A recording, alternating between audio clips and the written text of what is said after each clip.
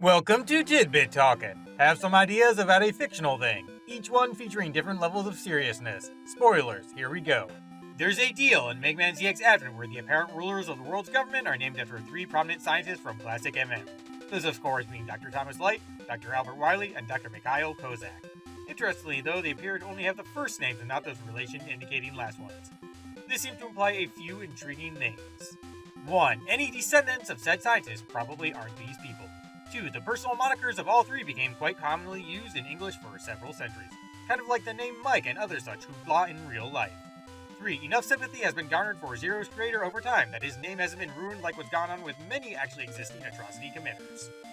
Anyway, this probably all came about thusly. Kozak, the only one with a confirmed human descendant in the original series, was dumped by his wife after she saw him as an absolute failure following Dude being able to prevent their daughter getting snatched by Wiley. This would leave him quite depressed and lonely. Being that he was socially successful enough to be romantically involved with someone prior to For's events, there'd likely be a sort of getting back on the horse moment somewhere down the line.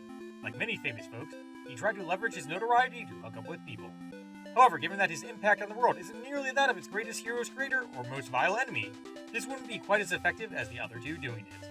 Sly old Mick would be very aware of this though, and figured out how to use it to his advantage, which of course means he tried to play up his connection to them so his own rep would get boosted.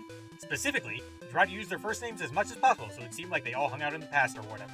Something along the lines of telling people, I remember all the good times at college with Tom and Al way more than I do those crazy machine-filled days.